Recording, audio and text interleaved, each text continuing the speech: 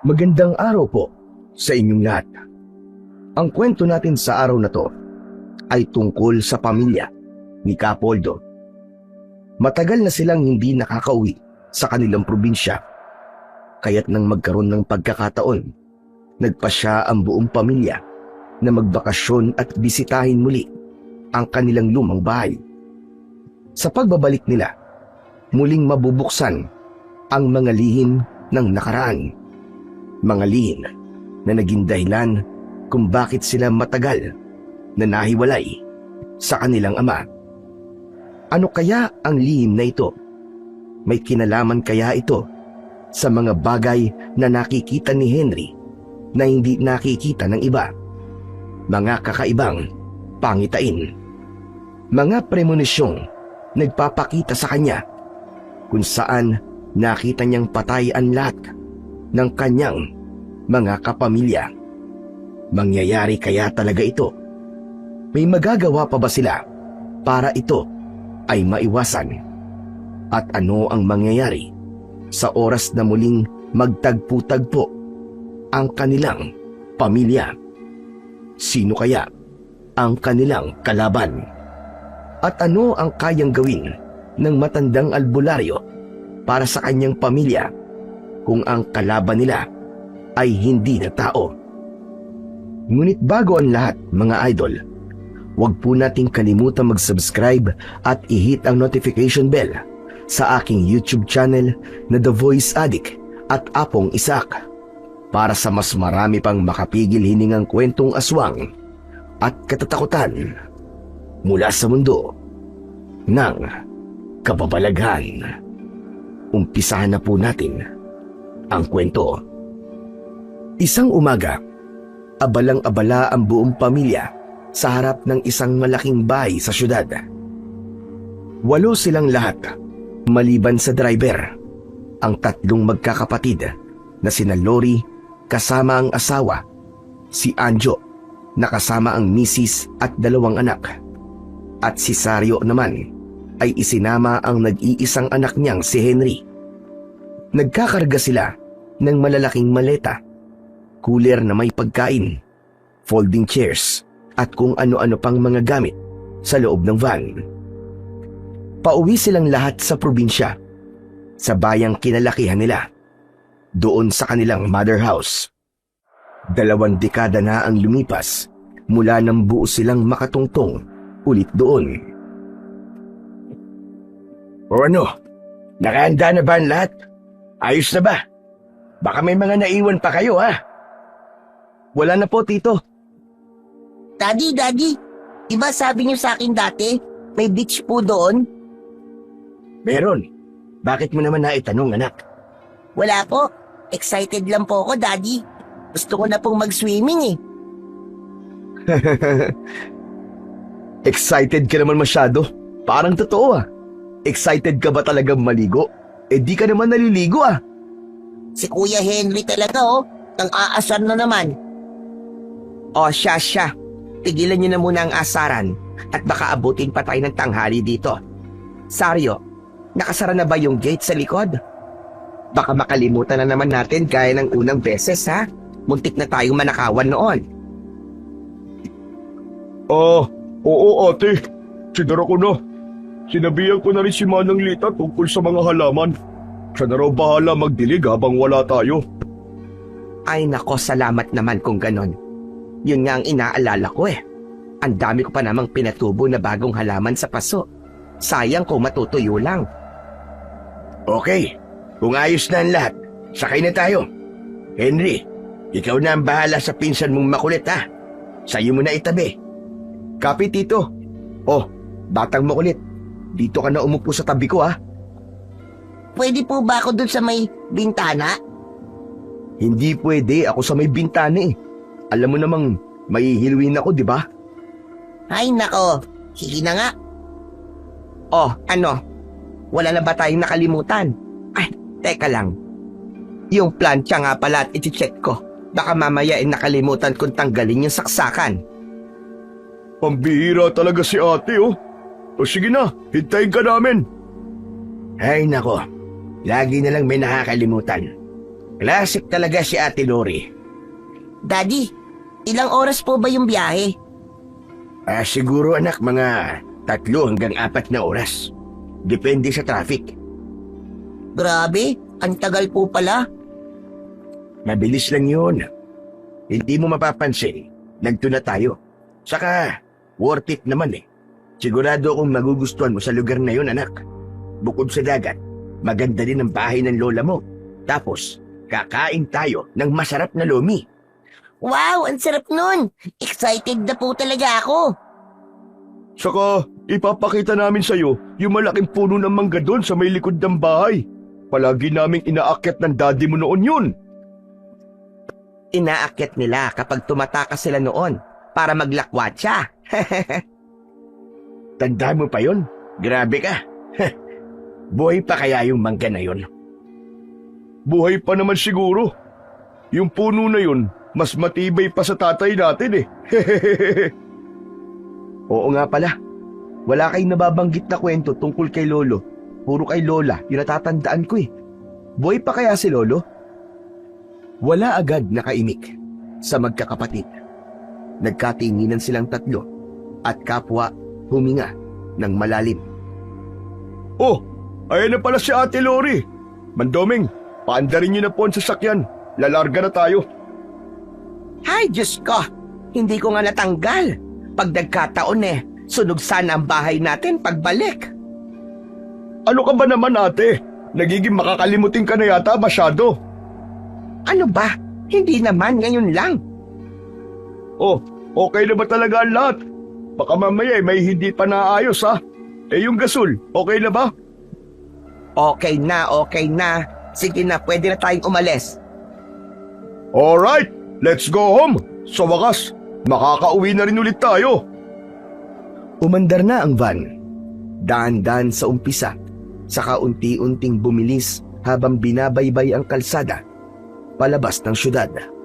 Tapos na ang rush hour, kaya hindi na masyadong mabigat ang trapiko. Sa loob ng sasakyan ay abala ang mga bata sa kani-kanilang cellphone, habang ang mga matatanda naman ay nagsimula ng magkwentuhan. Tahimik lang si Henry habang nakikinig sa usapan ng mga matatanda.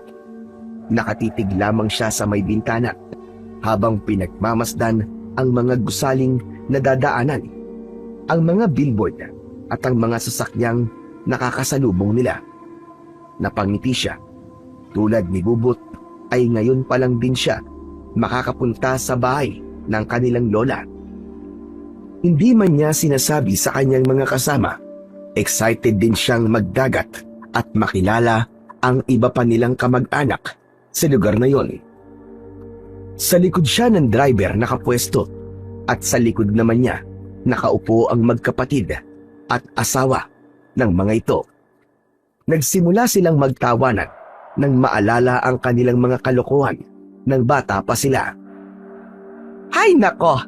Naaalala niyo pa ba nung huling nahulog si Sario sa kanal habang ipinagmamalaki sa atin ang suot niyang bagong tsinelas? Aba, kayo naman ang may kasalanan nun eh. Ingit na ingit kayo nun sa akin kasi may bago akong tsinelas. Ay, ang tagal ko ding hinintay ito. Ang makauwi at makasama tayo lahat sa dati nating bahay. Sus! Ayan ka na naman. Iiyak na yan. Hoy, hindi ah. Masaya lang ako, Lori. Kayo lang Ang tagal ko na kayong inaaya na pumasyal doon. Pero palagi kayong busy. Pero mabuti na lang at natuloy na. Ay siya nga pala. Alam niyo ba kung sino ang gusto kong makita ulit? Sino naman? Si Aling Berta na kapitbahay natin. Ano ka mo? Si Aling Berta? Yung chismosa? Aba, hanip ka rin talaga ate, no? Sa dinami-dami na maaari mong mamiss, si Aling Berta talaga. Kaya nga buhay pa kaya yun? Sa palagay nyo, nandun pa kaya sa tabi natin yung tindahan niya? Ay oo nga pala, naalala ko, si Anjo, nang nenok nun sa tindahan niya. Sario, ano ka ba? Nakikinig ang mga bata, pambihira ka. Ay, pasensya na. O mga bata, huwag kayong makinig ha. Mga alaala na lang naman yung pinag-uusapan namin eh. Yung di magagandang naririnig nyo, huwag nyo na lang pakinggan. Kumbaga pasok dito sa kabila, labas naman dito sa kabila, ha? Sige po, Tito. Hay nako, nakakatuwa no? Siguro, madami na talaga ang nagbago dun ngayon. Marami na talaga, ate. Yung mga kwentong kababalaghan, nabago na rin kaya? Kababalagan po? Bakit po, Tito Lori? May duwende po ba sa probinsya ni Lola? Aba, hindi lang diwende ang naroon, kundi mga...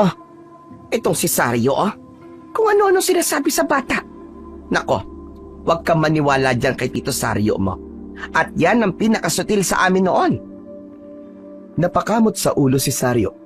Pero dahil makulit at gustong pagtripan ang bunsong pamangkin, itinuloy niya ang kanya sanang sasabihin. Alam mo ba, Bubot? Madaming aswang dun. Po, may aswang po. Nako, wag na po tayo tumuloy kung may aswang pala. Baka kainin po ako nun eh. Baka mamatay po ako doon. At naniwala ka naman. Sabi nga ni tita, na huwag maniwala eh. Katigas naman talaga ng ulo mo. Alam mo kung totoo may aswang doon, ikaw talaga mauunang kakainin. Ikaw ang unang mamamatay. Miguel, tama na. Huwag mong pagsalitaan ng ganyan ang kapatid mo. Totoo naman po eh. Kahit na. Pasensya na po. Itong anak mo na to, Anjo, manang-mana sa'yo nung kabataan mo. Masyadong seryoso sa buhay. Yan, ganyan na ganyan, no? Palagi na lamang nakasimangot. Oo nga no, may pinagmanahan. Nagpatuloy ang kanilang kulitan. Bagamat nanatiling tahimik si Miguel, sinasagot-sagot naman niya sa isip ang lahat ng sinasabi sa kanya ng mga matatanda. Okay ka lang ba, Miguel? Huwag mo nga akong pinakikialaman. Di wag. Ang sungit mo. Hayaan mo na yan si Kuya Miguel. Ganyan talaga yan, Kuya Henry. Tumango si Henry. Tatlo lang silang magpipinsan, pero ni minsan ay hindi niya nakakausap ng matino si Miguel. Masungit ito at hindi palaimik. Parang laging galit sa mundo. Ayaw din itong sumama sa kwentuhan ng iba o makisali sa kahit na anong tawanan. Kaya naman, imbis na makipag-usap, bumalik na lang si Henry sa pagtitig sa labas ng bintana. Mainit ang araw, pero presko ang loob ng van dahil sa aircon. Sa loob, maingay pa rin ang matatanda. May nagkikwento ng nakakatawa. May tumatawa ng malakas. May kumakain ng chichirya. Parang piyesta sa loob ng sasakyan. Pero hindi nagtagal, unti-unting tumahimik. Isa-isa nang napagod ang lahat. May mga nagsimulang matulog. May mga nakatulala na lang sa kanilang cellphone. Isinandal ni Henry ang kanyang likod at pumikit. Medyo malayo-layo pa ang kanilang biyahe, kaya naisip niyang magpahinga muna. Ramdam niya ang marahang paggalaw ng sasakyan, ang huni ng makina, at ang malamig na hangin mula sa aircon. Unti-unti na siyang nadadala sa antok. Pero hindi pa man nagtatagal, ay biglang promeno ng malakas ang van. Nauntog si Henry sa upuang nasa harapan niya. Tumama ang bibig niya at nakagat niya ang sariling labi. Nalasahan niya agad ang dugo. Napapikit siya at napahawak sa bibig. Aray! Aray ko! Biglang nagkaroon ng tensyon sa loob ng sasakyan. Napabalikwasang ilan sa kanilang upuan. Ano ba naman yan, Mang Domeng? Ingat naman sa pagmamaneho. Ate, hindi naman kasalanan ng driver eh. May sumingit na motorsiklo, biglang liko. Kaya nga naman, Ate Lori, kung hindi niya ininiwasan at kung di nagpreno malamang, na-aksidente na tayo. Ang tawag doon, defensive driving. Ah, ganun ba? Nabigla lang naman kasi ako at kinabahan. Kung ganun, huwag ka nang kabahan, ate. Alam mo, magaling na driver itong si Mandoming. Tumango si Lori, huminga ng malalim at pilit na pinakalma ang kanyang sarili. Pilit na isiniksik sa kanyang isip na ayos lang ang lahat at walang dapat na ipag-alala. Samantala si Bubot ay napatingin naman sa kanyang pinsan na si Henry. Hala, nasaktan ka Kuya Henry. May dugo oh. Bahagyang napatayo si Bubot at sinilip ang mukha ng kanyang pinsan. Ang ilan sa kanila ay napatingin na din. Buti nga sa'yo. Tutulog-tulog ka kasi. Napatingin si Henry kay Miguel, pero hindi na lang siya sumagot. Umirap lang siya sa kanyang narinig. Inabutan ni Sario ng tisyo ang anak. O ano? Ayos ka lang ba? Ayos lang po, Papa. Medyo nasugat lang po yung labi ko. Pumutok. Pinunasan niya ang dugo gamit ang tisyo. Nakaramdam siya ng konting hilo pero tiniis niya. Gusto niya sanang magpahinga ulit pero parang nawala na ang kanyang antok. Ilang minuto pa, muling umarangkada ang van. Pagkalampas sa tollgate, lalong bumilis ang takbo ng kanilang sasakyan. Maluwag na ang expressway. Kampante na ulit na nagmaneo ang driver. Tumahimik na ulit si Henry. Ramdam pa rin niya ang hapdi ng kanyang sugat sa labi. Kumakabog-kabog ang kanyang dibdib at hindi niya alam kung bakit. Hindi siya mapakali. Sa unahan nila ay napansin ni Sario ang isang truck na mabagal ang takbo. Teka, ano ba nangyari sa truck na yan? Grabe naman ang bagal. Napatitig si Henry sa pinag-uusapang truck. Napansin niya na parang gumagalaw ang pinto nito at pagkatapos nun ay tuluyang bumukas.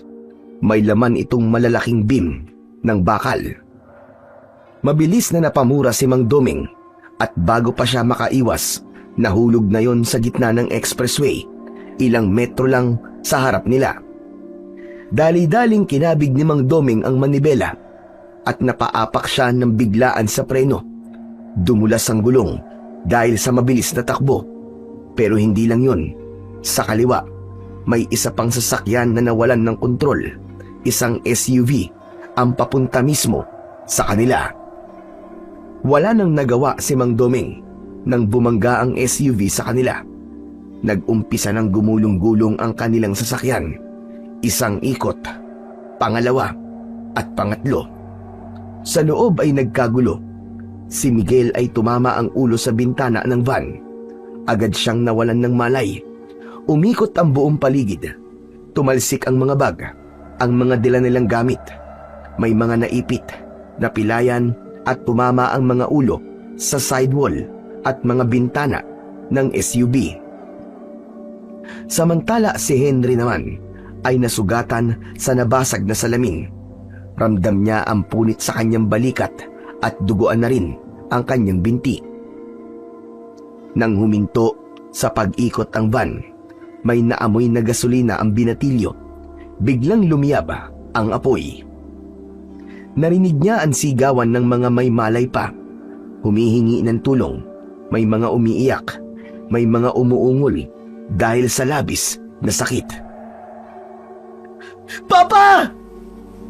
Sa gitna ng kaguluhan, may narinig siyang malakas na pagpreno ng isa pang sasakyan mula sa likod ng kanilang nasusunog na van. Papalapit ito. Mabilis. Hindi na ito nakapreno sa oras. Wala nang nagawa si Henry kundi ang tumitig at sa isang iglap, binangga ng sasakyan ang kanilang van. Yumanig sa loob na parang lindol. Sa loob ay tumilapon ulit muli ang mga katawan. Ang likod ng van ay nayuping tila lata at ang apoy ay mas lalong lumaki. Bago tuluyang mawalan ng malay si Henry, nakita niya ang lahat ng mga dugoang bangkay ng kanyang mga kapamilya. Papa! Papa! Biglang nagising si Henry. Hingal na hingal. Nahirapan siyang huminga. Nilingon niya si Bubot. Nakatingin din ito sa kanya. isang malakas na buntong hininga ang kanyang pinakawalan. Oh, bakit Kuya Henry? Hindi siya sumagot. Hindi niya pinansin si Bubot. Napatingin na lang siya sa labas ng bintana. Napabuga siya ng hangin nang makitang ayos lang pala ang lahat. Walang aksidente. Maayos ang takbo ng kanilang sasakyan. Masaya pa rin ang lahat. Pero hindi nagtagal, biglang promeno ng malakas ang van. Tumama ang bibig niya sa upuang nasa kanyang harapan. Nakagat niya ang sariling labi. Nalasahan niya ang dugo. Napapikit siya at napahawak sa kanyang bibig. Aray! Aray, ang sakit! Biglang nagkaroon ng tensyon sa loob ng sasakyan. Ang ilan ay napabalikwas mula sa pagkakaupo.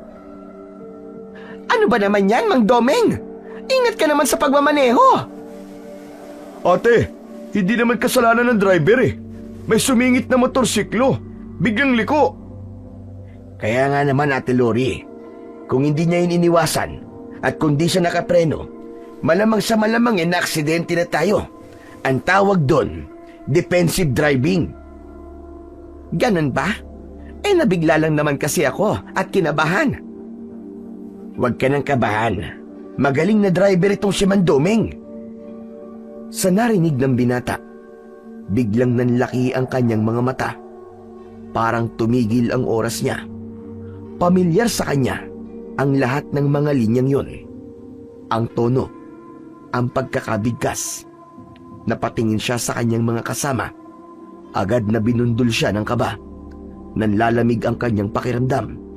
Pinagpapawisan, maski malamig ang aircon. Tinignan niya si Bubot. Nakatingin pa rin ito sa kanya. Hala, nasaktan ka Kuya Henry. May dugo oh. Bahagyang napatayo si Bubot at sinilip ang mukha ng kanyang pinsan. Ang ilan sa kanila ay napatingin na rin. Buti nga sa'yo, tutulog-tulog kasi. Hindi makaimik si Henry. Parang hindi siya makagalaw. Hindi na niya alam kung gising siya o nananaginip pa rin. Napatingin siya sa bintana.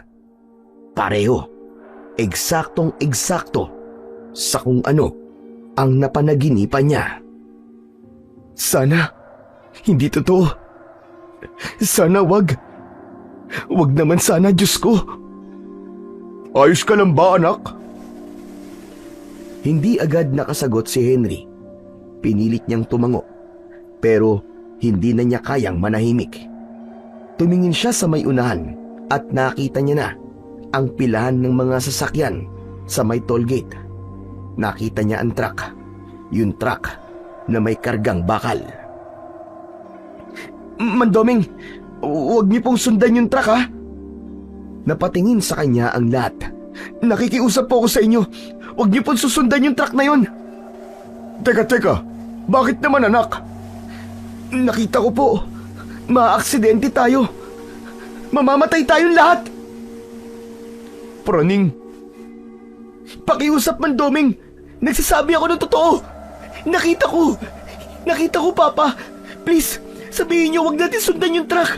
Huminto muna tayo sa may emergency. Kahit sandali lang, please.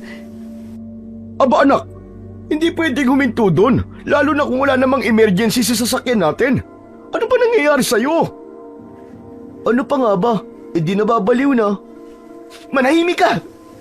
Ikaw ang unang mamamatay kung di mo ipapahinto ang sasakyan na to! Natawa si Miguel sa kanyang upuan. Hindi na niya pinansin pa ang pinsan. Bagkus ay tumingin siya sa harap, sa kalsada at sa truck na kanilang sinusundan. Hindi siya sigurado kung panaginip yun o isang babala. Pero alam niyang may kakaibang nangyayari. Anak, ano ba problema? Hindi ko po may paliwanag pa. Pero lahat ng nangyayari ngayon, nakita ko na po sa panaginip ko. Maaksidente po talaga tayo, maniwala kayo. O sige, Mandoming. Bagalan niyo lang po ang pagmamaneho. Mamayang makalampas tayo dito sa tollgate. Huwag niyo sundan ang truck, ha? Tumango si Mang Doming. Sumang-ayon ito. Hindi na siya nagtanong pa, basta't sumunod na lamang. Tahimik na si Henry. Hindi na siya muling nagsalita. Inalis niya ang tingin sa kalsada at bahagyang napapikit. Pakiramdam niya ay gumaan kahit konti ang bigat sa kanyang dibdib. Hindi siya sigurado kung ligtas na talaga sila. Pero kahit papano, umaasa siyang hindi na sila masasangkot sa aksidenteng yun. Lumampas na sila sa toll gate. Mabagal ang takbo nila. Ilang sandali pa, mula sa di kalayuan, may narinig silang sunod-sunod na malalakas na tunog. Ano yon? Napahinto ang van, pati na ang mga sasakyang kasunod nila. Muling umandaran sa sasakyan nila, pero dahan-dahan lang. At doon nila nakita ang kalunos-lunos na aksidente sa kalsada. Sa gitna ng daan ay nakahambalang ang isang malaking beam ng bakal. Ito ang naging sanhi ng aksidente. Natulala ang lahat. Wala ni isa ang nakagalaw kagad. Diyos ko! Sa harap, kitang-kita ang dalawang sasakyan na nagsalpukan. Parehong wasak ang unahan. Nasusunog na ang bahagi ng makina ng isa. Habang ang lahat ay gulat at di makapaniwala, napansin ni Henry na nakatingin sa kanya si Miguel. Sus! Pabibo! Nagkataon lang naman yun. Hindi na lang pinansin ni Henry ang komento ng aroganting pinsan. Bagkus ay tumingin na lang siya sa paligid. Tinignan niya ang kalunos-lunos na sinapit ng mga naaksidente. May ilan na ring lumalabas ng kanilang mga sasakyan para tignan ang nangyari. Kung meron pa silang pwedeng iligtas bago sumabog o tuluyang matupok ng apoy ang mga sasakyan. Ngunit sa kanila walang bumaba. Si Lori ay napa-sign of the cross at halatang nanginginig. Si Bubot naman ay umiiyak na. Agad naman siyang niyakap ni Henry. Diyos ko! Salamat sa Diyos! Salamat talaga! Hinawakan ni Sario ang balikat ng kanyang anak.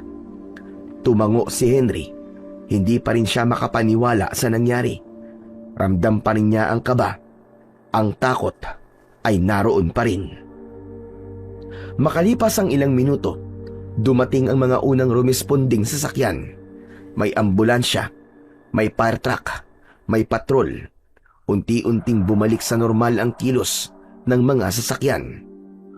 Umandar na rin muli ang kanilang sasakyan. Hindi na kasing bilis ng dati. Maingat na si Mang Doming. Mas ayos na mabagal. Makakarating pa rin naman tayo eh. Wala naman tayong hinahabol na oras, di ba? Sumang-ayon ang lahat. At si Henry, muling bumulong ng panalangin. Nagpasalamat siya sa Diyos dahil nakaligtas sila. Makalipas ang ilang oras ng biyahe, ay narating na rin nila sa wakas ang kanilang destinasyon. Huminto sila sa isang bahay na malapit sa beach. Paghinto ng van sa harap ng bahay, agad na sinalubong sila ng matandang katiwala at agad silang binati. Samantala si Mang Doming naman ay agad na nagpaalam matapos maihatid ang kanyang mga amo. Nagsabi itong maghihintay na lamang ng tawag kapag kailangan na nilang bumalik ng Maynila. Dumating na pala kayo. Mabuti na lang.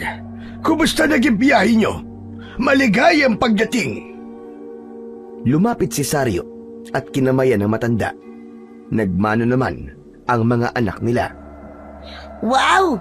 Ang ganda ng bahay! Ang laki! Napangiti si Henry sa tuwang nakikita niya sa kanyang pinsan.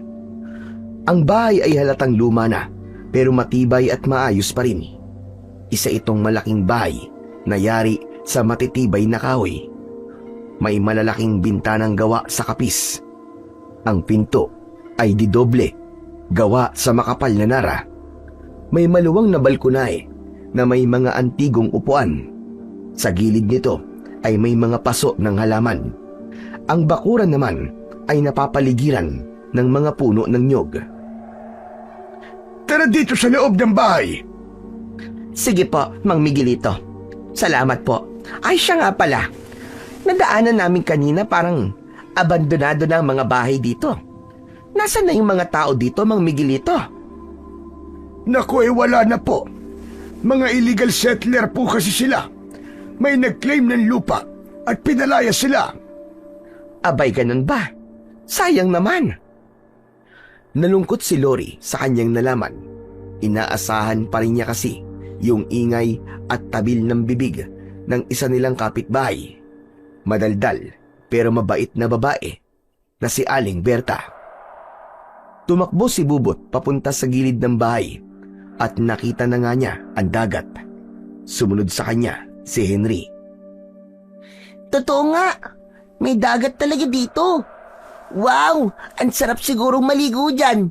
Araw-araw na talaga akong maliligo. Ano ka mo?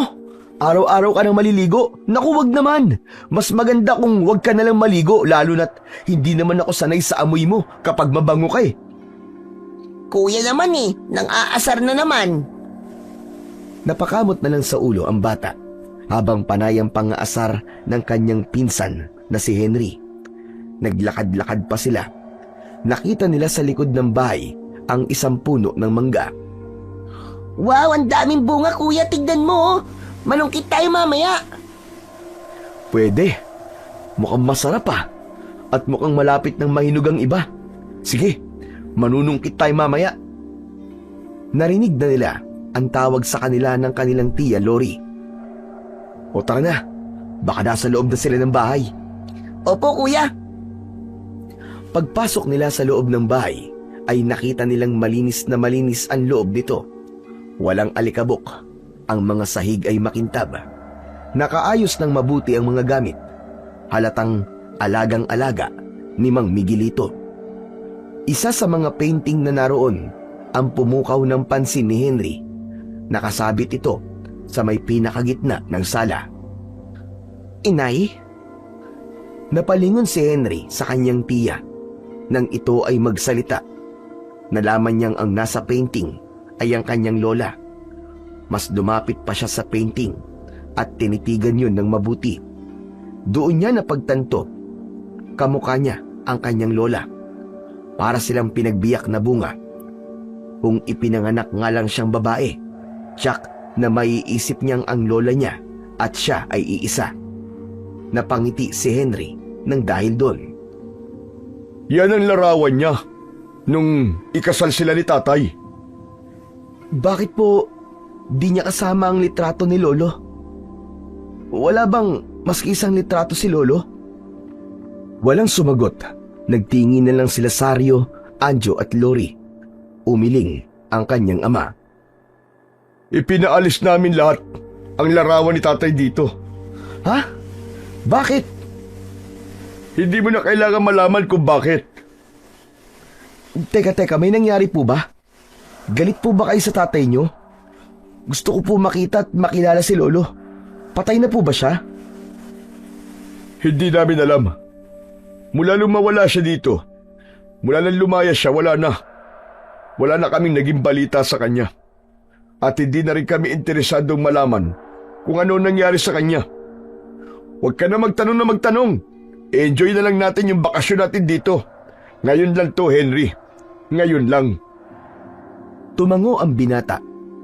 Tahimik na rin, tulad ng sabi ng kanyang ama. Naunang naupo sa sopa si Miguel. Nakayuko at panayang pindot sa cellphone. Wala siyang pakialam sa paligid. Si Bubot naman ay paikot-ikot sa bahay. Sinusuri ang bawat sulok. Sumisilip sa ilalim ng lamesa, sa mga sulok at sa bintana. Si Henry, umupo na rin. Isinandal ang likod sa sopa.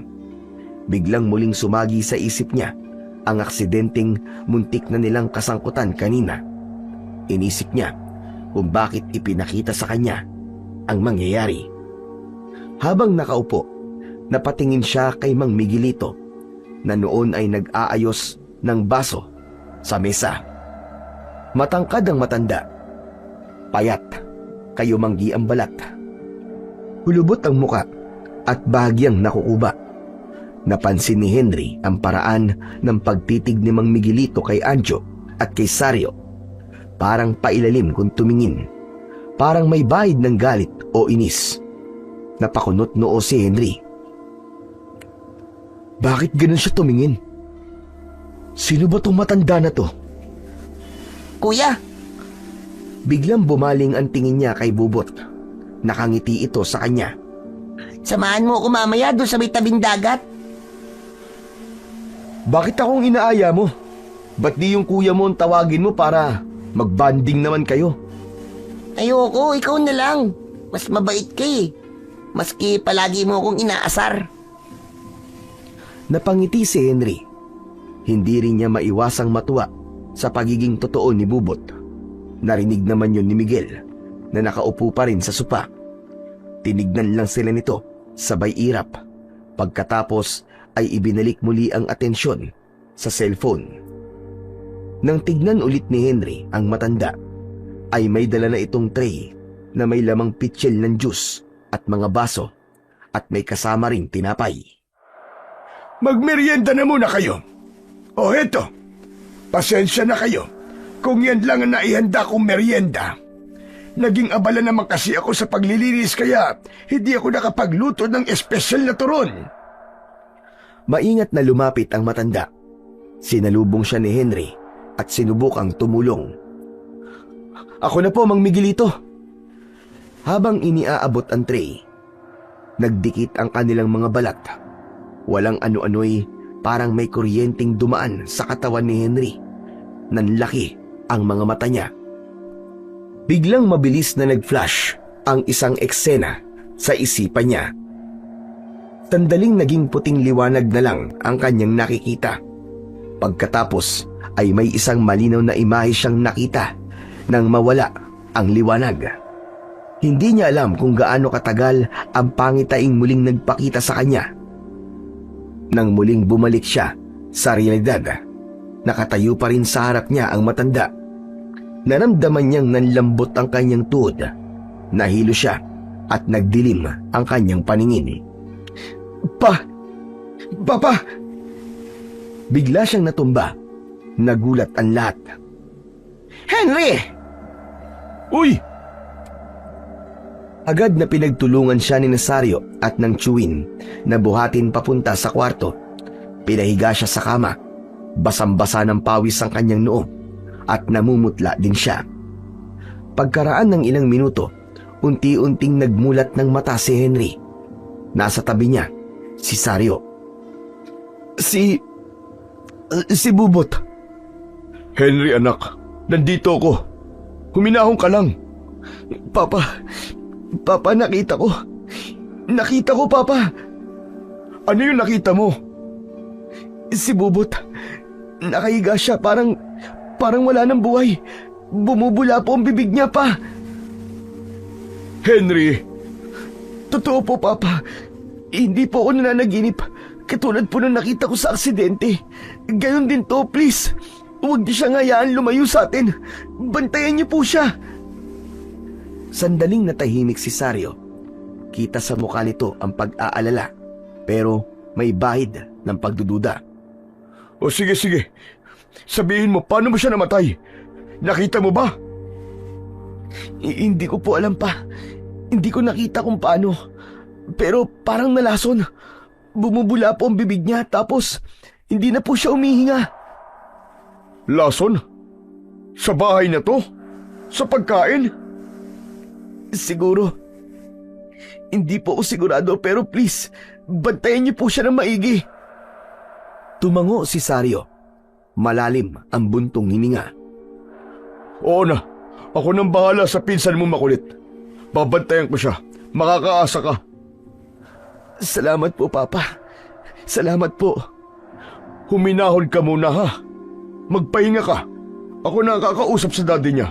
Hindi natin pababayaan si Bubot. Napapikit si Henry. Ramdam niya ang takot, pero kahit paano, gumaan ang loob niya. Pagkaalis ng kanyang ama, ay natulala siya. Napatingin sa itaas ng kesame at napatanong sa kanyang sarili. Hindi pa tapos sa mga babala. Mamamatay si Bubot. Paano ko pipigilan yun? Hindi. Hindi pwedeng mangyari to. Napahigpit ang kapit niya sa unan. Pinikit niya ang kanyang mga mata. Pilit na nilalabanan ng kaba. Gustuin man niyang tumulong, ay hindi niya magawa dahil nahihilo siya. Samantala, sa sala, nag-uusap-usap ang mga matatanda. Ano ba nangyayari kay Henry, Sario?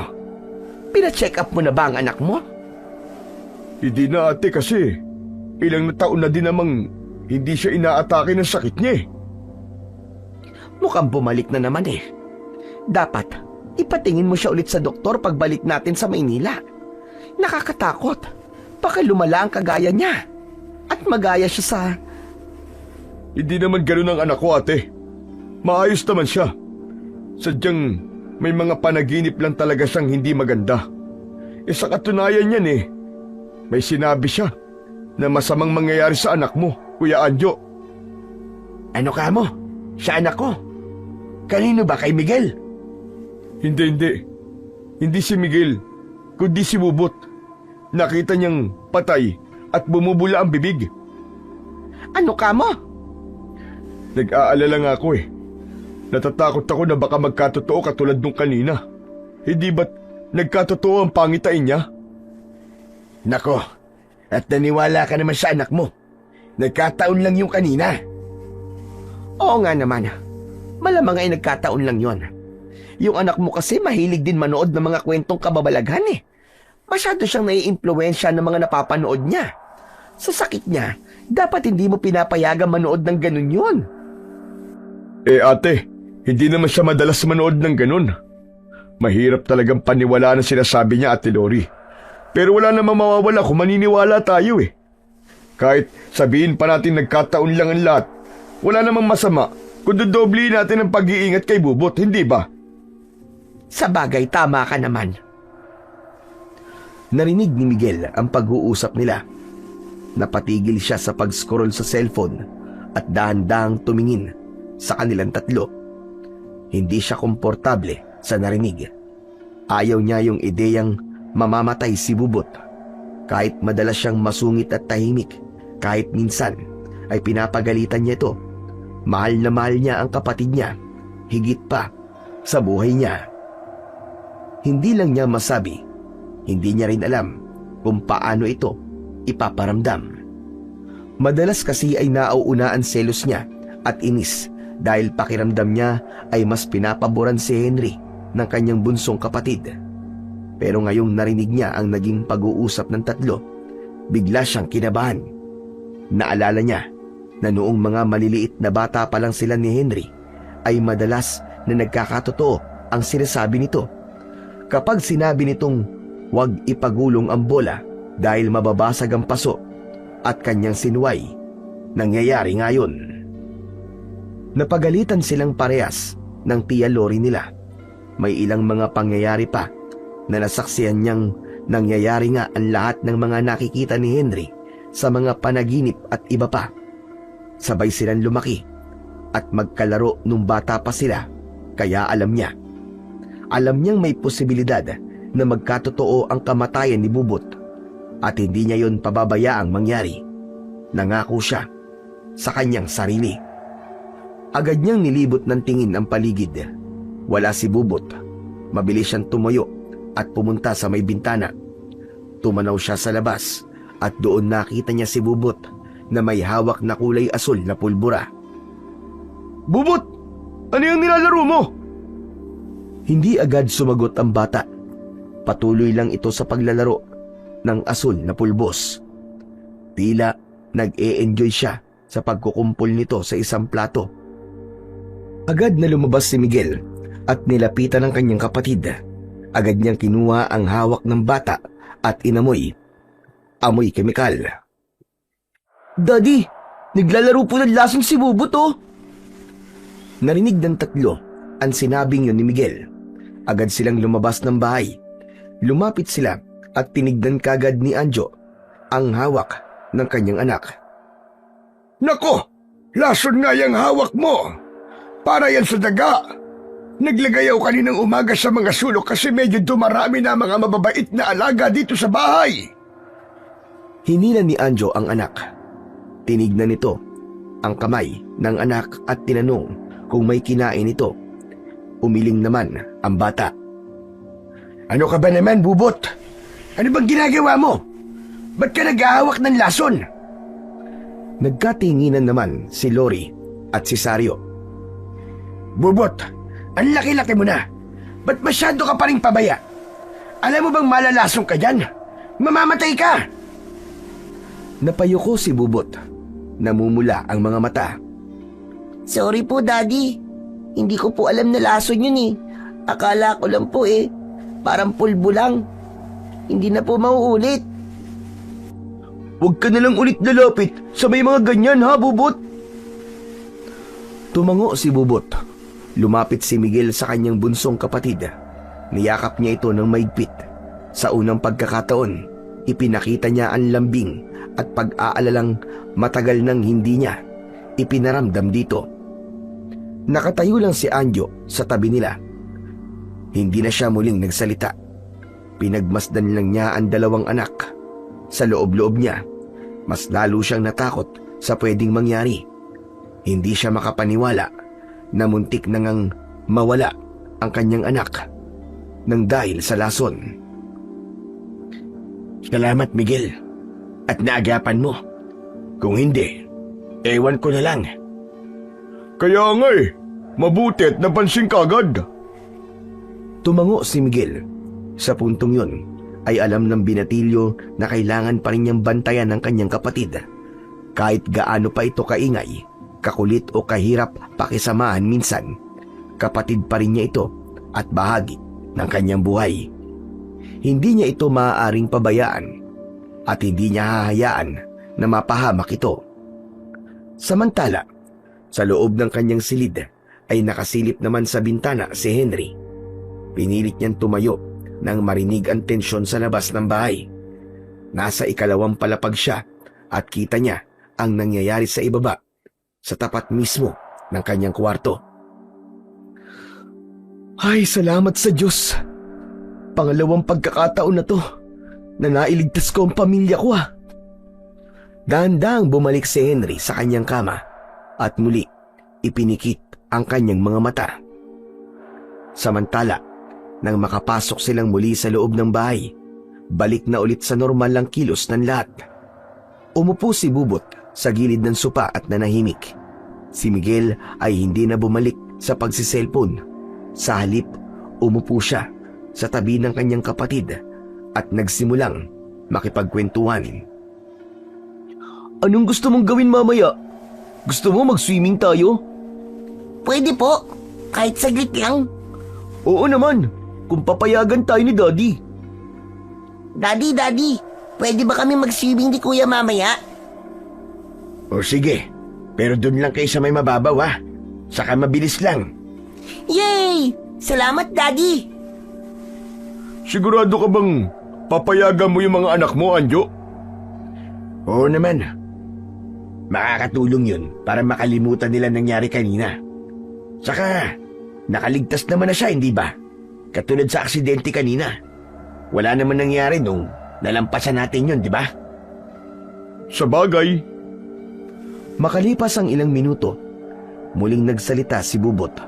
Parang hindi mapalagay na di mangulit o makapagdaldal. Tinitigan niya ang kanyang kuya Miguel. Kuya, akala mo ba kanina mamamatay na ako? Oo, Bubot. Natakot talaga ako. Pero hindi ka naman mamamatay eh. Hindi ko hahayaan yun. Kuya, mahal mo ba ako, kuya? Oo naman. Higit pa sa alam mo. Kung mamamatay ako, gusto ko kasama kita para hindi ako matatakot. May kasama akong lilipad papunta sa heaven. Ano ba't sinasabi mo? Alam mo, mabuti pa maglaro ka na lang muna ng games dyan sa cellphone mo. At mamaya pagkatapos natin mananghalian, maliligo na tayo. Tumango si Bubot at ngumiti. Ganon din naman si Miguel at tinapik ng marahan ang balikat ng kapatid. Samantala, nasa loob naman ng kusina si Mang Miguelito. Tahimik itong naguhugas ng mga baso. Wala itong imik. Paminsan-minsan itong sumusulyap sa labas ng bintana. Habang ang tubig ay tuloy-tuloy sa pagtulo sa lababo. Malalim ang iniisip nito. Mabilis na lumipas ang oras. Pagkatapos nilang mananghalian, nag-unahang magbihis ng pang-swimming ang magkapatid na Bubot at Miguel. Sa sobrang kasabikan, halos magkandahulog ang mga ito sa hagdan. Tumakbo sila palabas ng bahay. Bilisan mo, Bubot! Mauhuli ka na! Dali! Sandali lang, kuya. Ang daya mo naman eh. Hintayin mo ako! Napatingin na lang si Sario sa dalawa.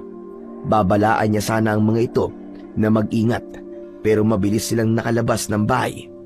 Ipinagpatuloy na lamang niya ang pagbabasa ng mga lumang magasin. Samantala, ang kanyang ate naman ay naroon sa silid nito, nag-aayos ng gamit. Kasama nito ang asawa sa loob. Nagpaalam na magpapahinga sandali. Ganon din naman si Anjo at ang kanyang misis. Lumabas ng kanyang silid si Henry. Napalingon si Sario nang maramdaman ang presensya ng kanyang anak.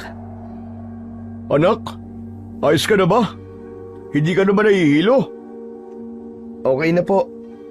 Siguro po, pagod lang talaga ako kanina. Sigurado ka ba? Wala ka na bang ibang nararamdaman bukod dyan? Pa, okay lang po ako. Magaling na po ako. Alam ko pong nag-alala kayo pero ayos na po ako. Ay, naku, salamat. Alam ko, anak. Pero kung sakali man na may naramdaman kang hindi maganda, sabihin mo lang kagad sa akin, ha? Opo. Nasaan na po ba yung makulit na bata? Kanina lang po naririnig ko sila ni Miguel ah. Andun, nagsiswimming. Gusto mo din ba? Pwede tayo sumunod kung gusto mo. Ah, wag na po. Baka mamaya dun pa po ako mahilo eh. Pa, pwede po bang makahingi ako ng tubig na maiinom? Aba, oo naman. Saglit lang at ikukuha kita. Tumayo si Sario at kumuha ng malamig na tubig mula sa kusina. Nakita niya doon si Mang Miguelito pero hindi na lang niya pinansin dahil kasalukuyang naguhugas ng mga plato. Mabilis siyang bumalik sa sala at iniabot sa anak ang isang basong tubig. Ngunit unang lagok pa lang ng tubig ay bigla na siyang nasamid. Parang may bumara sa kanyang lalamunan. Nabitiwan niya ang baso. Tumapon ng tubig sa kanyang kandungan. Nabasa ang kanyang salawal. Parang nalulunod ako, pa! Patulong! Muli ay may nakita na naman siyang premonition. Mabilis lang. Agad na lumapit si Sario at hinawakan ng balikat ng anak. Henry, ano nangyayari? May mamamatay sa lunod, nakita ko. May mamamatay sa lunod pa! Nanlaki ang mga mata ni Sario. Agad siyang kinabahan nang marinig ang sinabi ng kanyang anak. Mabilis siyang tumayo at tumanaw sa dagat. Nakita niya si Miguel na nakaluhod sa buhangin, basang-basa, habang nakahandusay sa harapan niya si Bubot. Walang malay. Nagsasagawa ito ng chest compressions. Yumuko siya at marahang hinipan ang bibig ng kapatid. 1 beses, 2 beses. Tumingin ito sa bahay. Tulong! Tulungan niyo po ako! Muling sinimulan ni Miguel ang sunod-sunod na pag-CPR sa bata. Nang makita ito ni Sario, agad siyang nagsisisigaw at mabilis na tinungo ang silid ng mag-asawang Anjo. Hindi na siya kumatok. Diretso niyang pinasok ang silid. Kuya Anjo! Kuya Anjo, mga bata, bilis! Ha? Bakit? Ano nangyari? Huwag ka na magtanong, halika na sa dagat! Si Bubot! Mabilis silang tumakbo palabas ng bahay. Narinig din ni Lori ang sigawan at agad na lumabas ng kwarto. Sumunod siya sa kanyang mga kapatid. Naiwan si Henry sa loob ng bahay. Sa sala, nanginginig ang kanyang katawan. Habol pa rin ang kanyang hininga. Hindi niya maalis ang pakiramdam na tila ba may tubig pa rin sa kanyang lalamunan. Para siyang nilulunod ng sariling paghinga. Dahan-dahan siyang nag-inhale at exhale. Pilit niyang kinakalma ang kanyang sarili. Maya-maya pa, may narinig siyang kumakanta. Isang masayang tinig mula sa kusina. Napakunot ang noo ni Henry. Ilang segundo lang ay may lumabas mula doon. Si Mang Miguelito. Nakangiti ito. Tila walang pakialam sa nangyayari. Nang makita siyang nasa sala, bigla itong tumahimik. Nagkatinginan sila ni Henry. Biglang nagbago ang reaksyon ng matanda. Para itong nagulat nang makitang naroon siya. Bigla itong umiwas ng tingin at mabilis na pumasok muli sa kusina. Samantala, sa may dalampasigan ay halos madapa sa tabi ni Bubot ang kanyang ama. Pinagmasdan niya ang anak mula ulo hanggang paa nito. Hindi siya makapaniwala sa kanyang nakikita. Maputla ang mukha ni Bubot at ang labi ay nangingitim na. Nakatirik ang mga mata at wala ng buhay. Niyugyug niya ang katawan ng bata at tila pilit na ginigising. Pero wala na. Patay na ang kawawang si Bubot. Bubot! Bubot, anak! Bubot, huwag mo akong iiwan! Bubot! Pareho na tulala sa nakita sina Lori at Sario.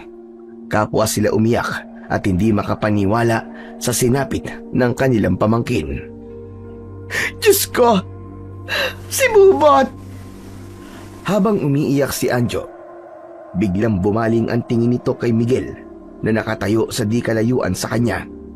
Hindi nito maitaas ang kanyang tingin, parang may kung anong tinitignan sa buhangin. Ikaw! Ikaw ang kasama niya! Ikaw ang kuya niya! Bakit mo siya pinabayaan? Anong ginawa mo? Napaatras ng bagya si Miguel. Nagulat sa pagsigaw ng kanyang ama. Gusto niyang magsalita, pero may nakabara sa lalamunan niya. Umiyak siya. Wala na siyang masabi. Bakit mo hinayaang mamatay ang kapatid mo? Bakit mo siya pinabayaan? Hindi, Daddy! Hindi ko siya pinabayaan! Hindi ko siya pinabayaan! Kung hindi mo siya pinabayaan, sana hindi nangyari ito! Hindi ko po kasalanan! Hindi ko po ginusto! Hindi ko po talaga! Hindi mo ginusto! Pinabayaan mo malunod ang kapatid mo! Wala kang kwentang anak! Isa kang malaking pagkakamali! Tama na! Tama na, Anjo! Huwag mong sisihin ang anak mo! Wala na! Wala na si Bubot, ate! Patay na ang anak ko! Patay na ang bunso ko! Napahiga si Anjo sa buhangin. Tila nawalan ng lakas ang kanyang buong katawan. Niyakap siya ng kanyang asawa at pareho silang umiiyak. Napaatras si Miguel para siyang binagsakan ng mundo. May gusto siyang sabihin sa mga taong nakapaligid sa kanya pero hindi niya masabi. Pakiramdam niya ay kinakapos siya ng hininga. Mabigat ang kanyang dibdib. Wala na ring nakatingin sa kanya. Lahat ay abala sa paligid ni Bubot. Napaupo sa buhangin si Miguel. Napahawak sa kanyang mga binti. Para siyang napapaso. May mga nakita siyang mga marka. Mahahabang mapupulang bakas na parang paso. Palibot sa kanyang binti. Namumula at namamaga. Parang may mga galamay na paakyat sa kanyang hita. Nakaramdam siya ng pagkahilo at panghihina. Habang abala ang lahat sa pagdadalamhati kay Bubot, unti-unti siyang nahiga sa buhangin at pumatak ang kanyang luha. Nakatitig siya sa kawalan. Maya-maya pa, dahan-dahan niyang ipinikit ang kanyang mga mata. Si Sario na kanina'y abalang inaasikaso ang pagdamay sa kapatid ay lumapit kay Miguel para sana kausapin ito at damayan din. Alam niyang masakit din para sa binatilyo ang nangyari. Hindi niya ito sinisisi. Nakita niya itong nakahiga sa buhangin. Hindi ito gumagalaw. Miguel? Miguel? Miguel! Napalingon ang kanyang mga kasama kay Miguel. Napaluhod si Sario sa tabi nito. Dahan-dahan niyang niyugyug ang balikat ng binata. Wala pa ring reaksyon. Napansin nito ang mga marka sa binti nito. Hindi! Bakit? Bakit pati ikaw, Miguel? Miguel! Lumapit kagad si Anjo sa katawan ng anak. Ang panghihinang naramdaman niya kanina nang makitang patay ang kanyang bunsong anak ay tila mas na doble nang makita niyang agad na sumunod din si Miguel. Naglupasay na ito dahil sa matinding pagdadalamhati. Ang asawa niya ay nahimatay na. Agad itong dinaluhan ni Lori at ng kanyang mister. Hindi! Hindi pwede to! Miguel, anak! Miguel, bumangon ka! Napahagulgol si Anjo. Niyakap niya ang katawan ng kanyang anak. Kasabay ng pag-iyak niya ay ang sunod-sunod na paghikbi ng mga nakapaligid sa kanila.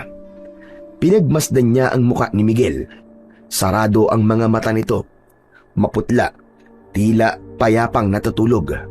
Pero alam ni Anjo sa sarili niya, hindi na ito magigising. Namatay si Miguel dahil sa hindi inaasahang pag-atake ng box jellyfish sa kanya habang nasa tubig.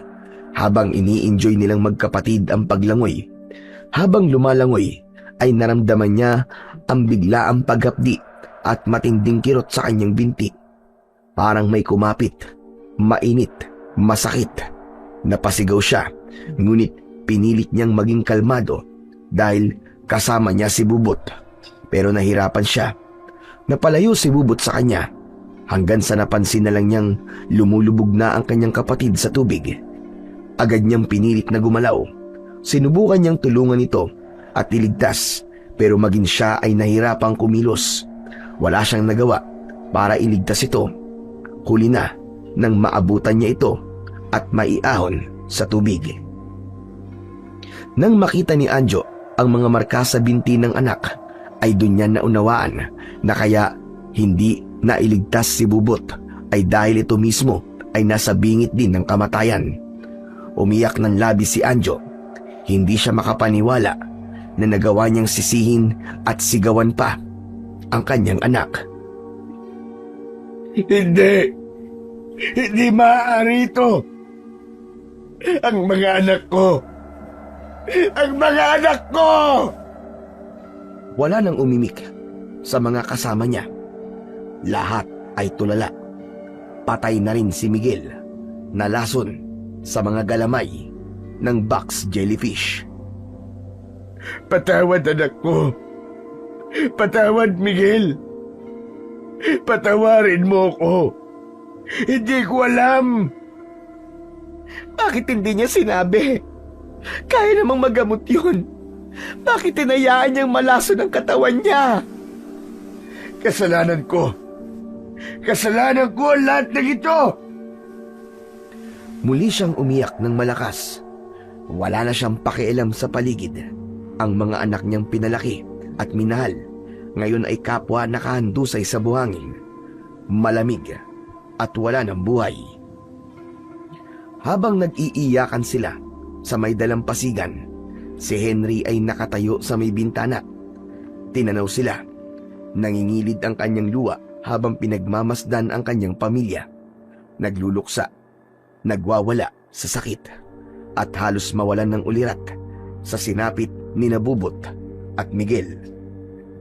Hindi rin niya matanggap ang nakikita niya.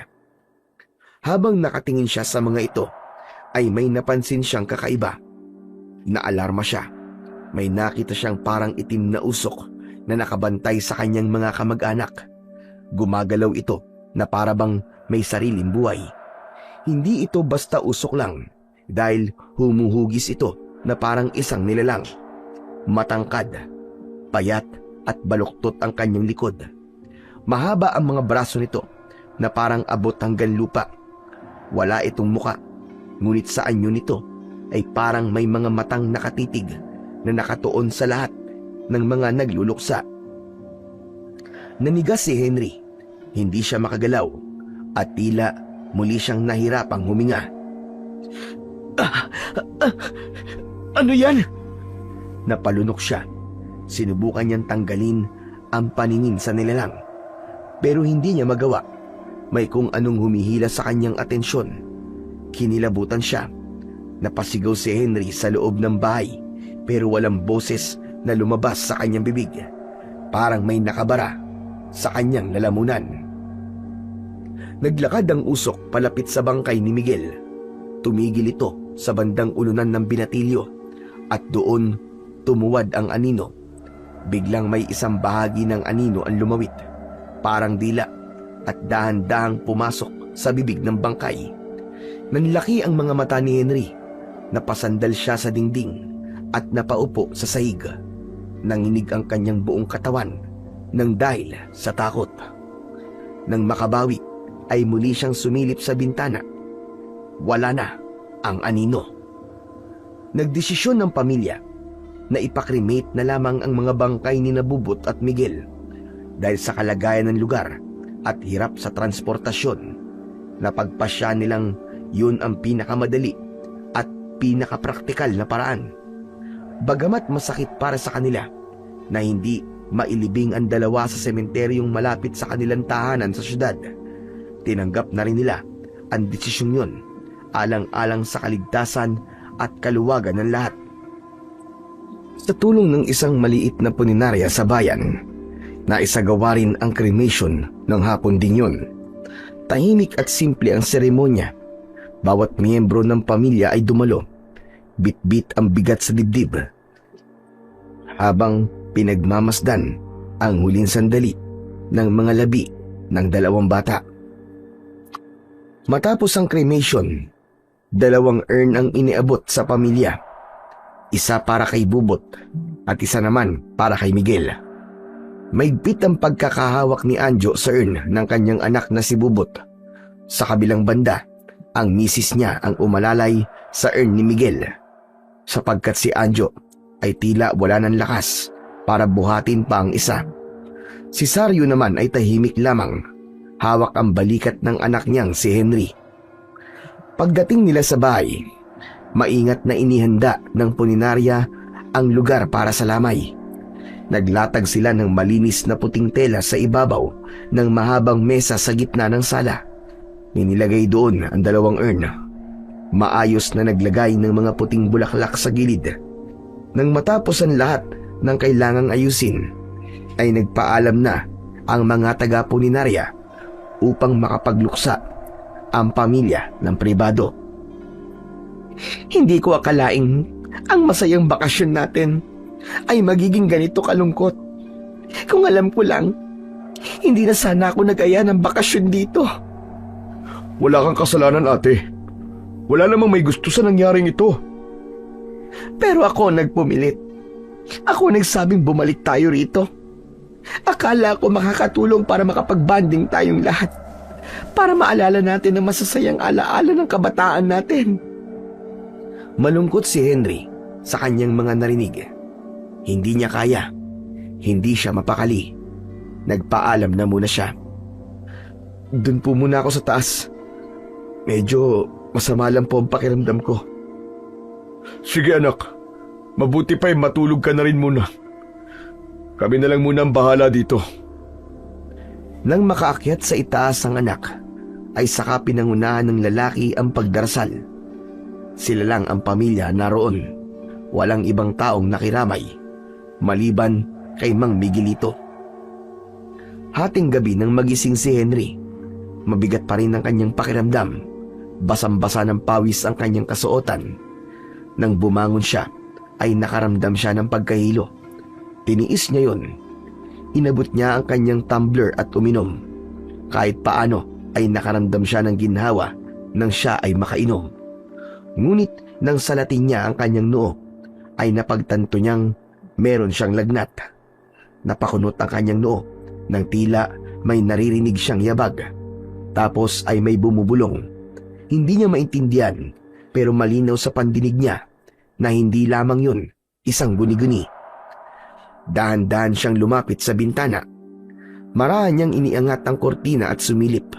Sa labas, sa di kalayuan sa tapat ng pinto, may nakita siyang isang matandang lalaki. Hindi niya ito kilala.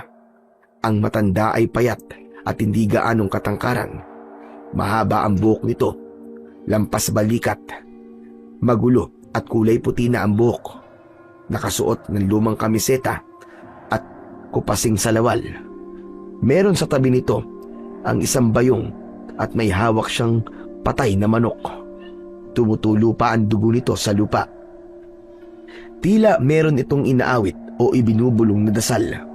Hindi masyadong marinig ni Henry kung ano ang sinasabi, pero malinaw sa kanyang paningin ang galaw ng labi ng matanda. Sino kaya to? At anong ginagawa niya? Parang nagsasagawa siya ng ritual ah. Napagtanto niyang tila hindi normal ang ginagawa ng matanda, pero hindi siya kinikilabutan o kinakabahan. Hindi siya makaramdam ng takot. Pinanood niya lang ito. Ang matanda naman ay parang hindi napansin na may nanonood sa kanya. Patuloy lang ito sa ginagawa hanggang sa bigla itong lumingon, direkta kay Henry. Nagkatinginan silang dalawa. Nanlaki ang mga mata ng matanda. Napanganga ito. Tila nagulat. Parang may naalala. Parang may nakita sa kanya na hindi inaasahan.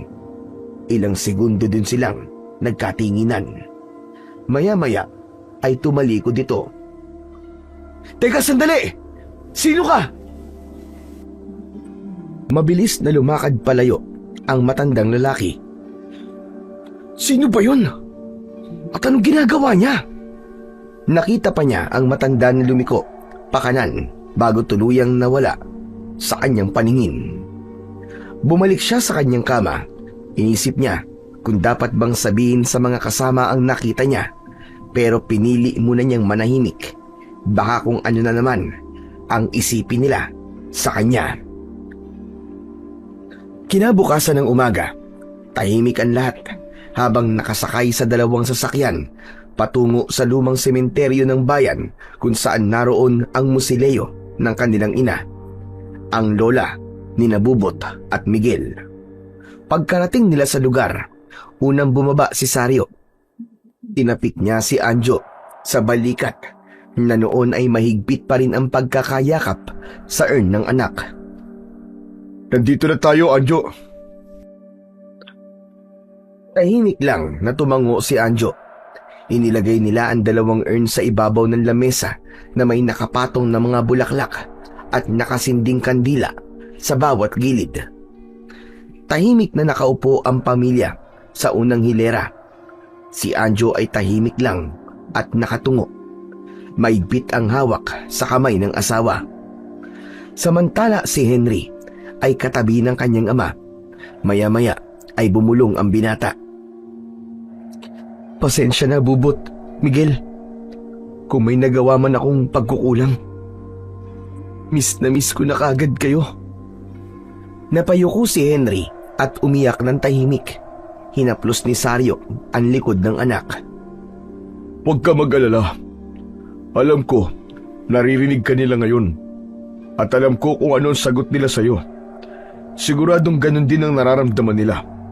Lalong-lalo na si Bubot. Para ko naririnig ang makulit niyang boses.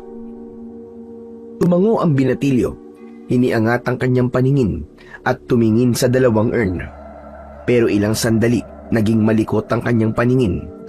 May hindi siya maipaliwanag na pakiramdam. Parang may mga matang nakatingin sa kanya. Masusing tinignan niya ang bawat sulok sa sementeryo at sa may gawing kanan. Doon, may nakita siya. Pa, tignan mo. May matandang lalaki na nakatingin dito. Ayun oh. Agad na napalingon si Sario sa direksyong itinuro ng anak. Ngunit wala siyang nakita. Anong matandang lalaki? Nasaan? Teka, ba't nawala? Nandun lang yung kanina. Nasa na? Namamalik mata ka lang siguro, Henry. Hindi pa. Kasi nakita ko din yung matandang yung kagabi. Doon sa may tapat ng pinto natin parang nagsasagawa ng ritual. May patay na manok pa nga siyang hawak eh. At pinapatulo niya ang dugo sa lupa. Anak, mamaya na nga natin pag-usapan yan. Kasalukuyang binabasbasan ng mga pinsan mo eh. Itinikom ni Henry ang kanyang bibig. Bahagyang yumuko. Napatitig naman sa kawalan si Sario. Biglang may naalala siya. Nung bata pa siya, nakakita na rin siya ng ganun. Isang lalaki, nakilala noon bilang isang albularyo na gumagamit ng patay na manok bilang bahagi ng isinasagawa nitong ritual. Isang sinaunang ritual na pampalayas sa mga masasamang elemento, espiritu at aswang. Pinapatulo nito ang dugo sa lupa habang bumubulong ng orasyon at mga dasal. Napalunok si Sario. Naramdaman niya ang bahagyang panlalamig. Tumingin siya sa paligid, umaasang wala doon ang lalaking binabanggit ng anak. Bigla siyang nagbabala kay Henry. Huwag kang lalapit sa taong yun, anak. Po, Hindi natin siya kilala. Baka kapahamakan ng dala niya. sige po.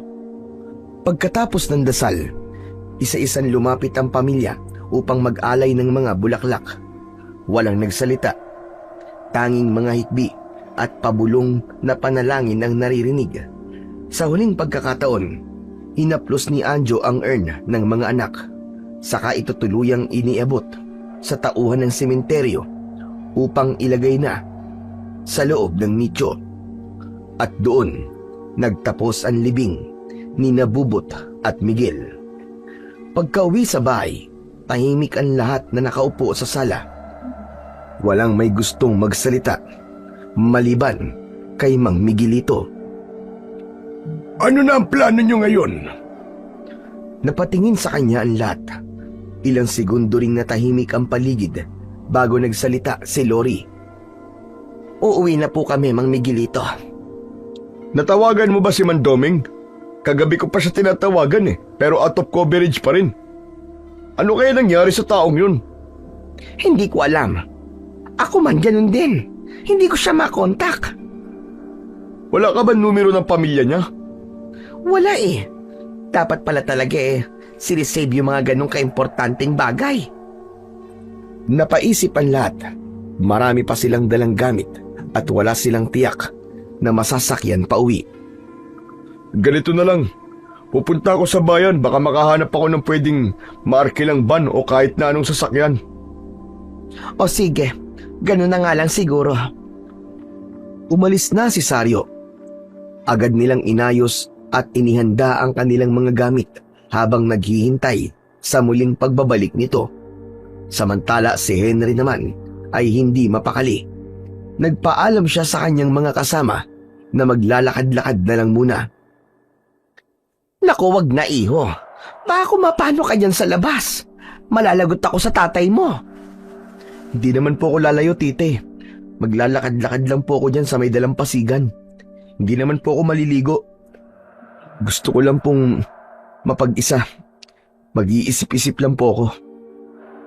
Napatitig si Lori sa kanyang pamangkin. Nakita nito ang luhang sumusungaw sa mga mata nito. Maya-maya pa ay tumango ito. O sige, pero sandali ka lang ha. Huwag kung saan-saan pupunta. Bumalik ka kagad. Sige po, tita, salamat po. Naglakad na siya papunta sa dalampasigan. Makulimlim ang langit ng oras na yon, kaya hindi masyadong mainit. Umupo si Henry sa buhangin at pinanood ang banayad na paghampas ng alon sa buhanginan. Maganda ang paligid, tahimik, presko ang hangin, pero malungkot na malungkot si Henry. Pagkaraan ng ilang minuto, tumayo na siya at nagsimulang maglakad pa uwi. Pero bigla siyang natigilan nang mapansing may lumabas na matanda mula sa isang luma at maliit na kubo di kalayuan sa bahay ng kanyang lola. Naakit ang binata na pumunta sa lugar na yon. Paglapit niya sa kubo, napansin niyang bukas ang pinto. Dahan-dahan siyang pumasok nang walang paalam. Agad niyang napansin ang kakaibang ayos sa loob. Lahat ng gamit ay nakatali. Ang mga kutsilyo ay nakaayos ng mabuti sa lalagyan, pero ang lahat ay may mga lubid. Ang mga kabinet ay may mga nakakapit na kahoy sa ilalim at nakatali din. Parang sinisigurado ng may-ari na hindi ito matutumba.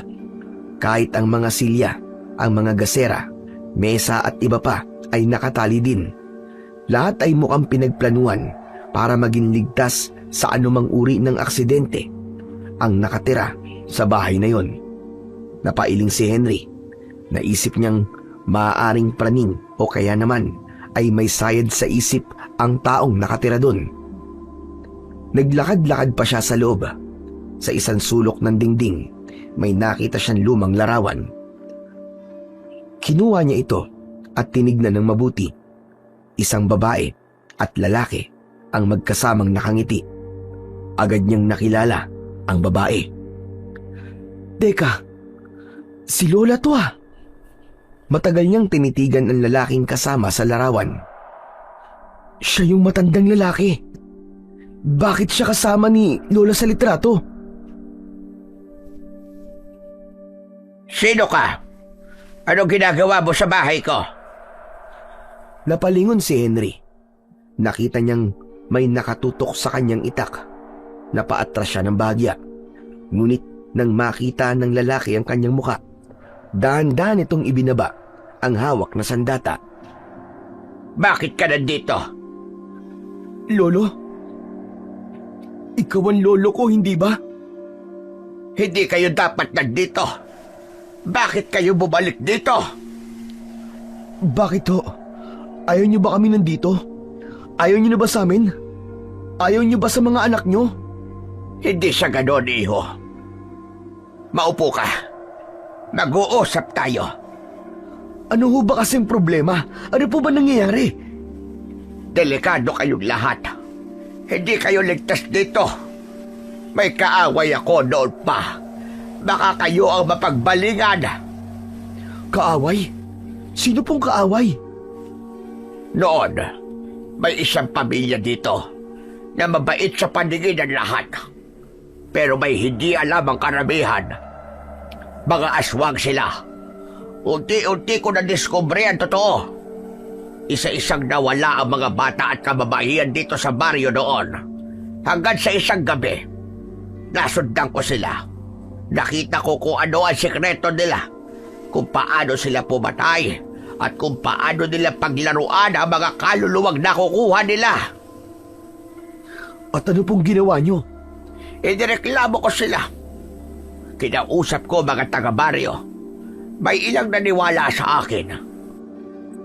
May iba pa na sinabing sila man ay may hinalang aswang nga talaga ang mga yon. At nung gabing yon, sinugod namin ang kanilang bahay. Nakita namin ang pagbabago nila ng anyo. Sinunog namin ang bahay nila. Hinabol ang ilang tumakas. Napatay silang lahat. Maliban sa isa. Sino po nakaligtas? Ang kanibal ko noon sa aking asawa. Nang mamatay ang pamilya niya, sinumpa niya ako. Sabi niya ay uubusin niya ang lahi ko. Mag-ihiganti siya. At ngayon, narito sa ulit. Pinatay niya ang dalawa sa inyo. Ano?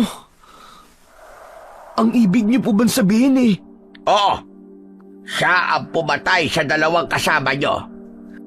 Eka, bakit hindi niyo sila matawag na apo? Apo niyo ang mga yun ah. Yumuko ang matanda. Hindi siya makatingin sa mga mata ni Henry. Parang may gusto itong sabihin, pero hindi niya masabi. Ano pangalan mo? Henry, anak ako ni Sario.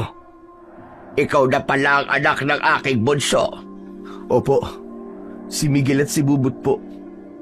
Anak naman ni na Tito Anjo. Tumango si Capoldo. Sinubukan niyang hawakan ang kamay ng binata. Parang gusto siyang yakapin, pero nahihiya. Si Henry na ang kusang yumakap sa matanda.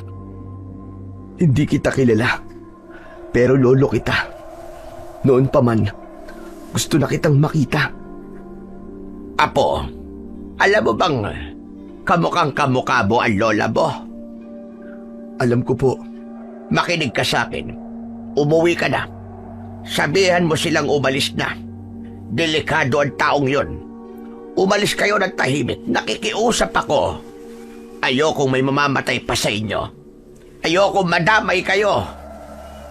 Sino po ba ang kalaban niyo, Lolo? Isa siyang aswang na may lahi din magkukulam. Marami siyang alam na itim na mahika. Kaya niyang pumaslang ng tahimik. Lolo, may nakita po kong itim na usok nung mamatay po mga pinsan ko. Sinasabi ko na nga ba? At hindi aksidente ang pagkamatay nila. Ang aswang na yon, hindi lang laman ng tao ang kinakain niya, kundi pati na espiritu. May kinagamit itong bahika kung saan nauutusan niya ang usok na gumawa ng aksidente. Ito rin ang paraan niya para minsan ay makakain. Hayop siya.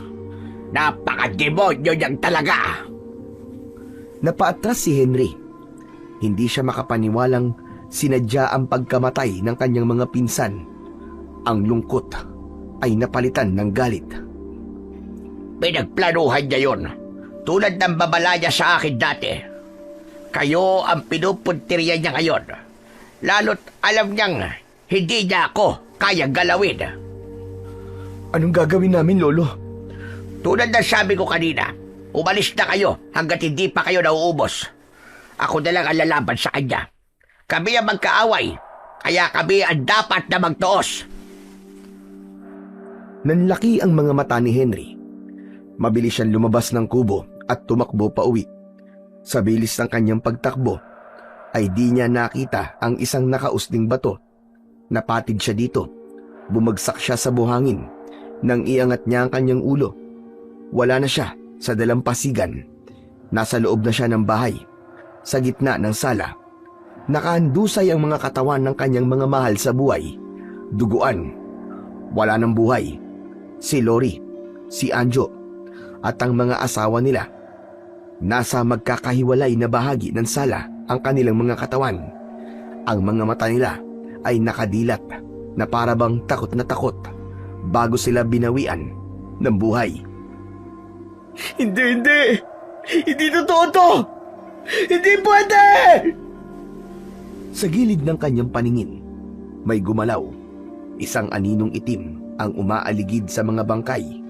Ang anino ay matagal na sa gitna ng sala, saka biglang tumigil sa paggalaw.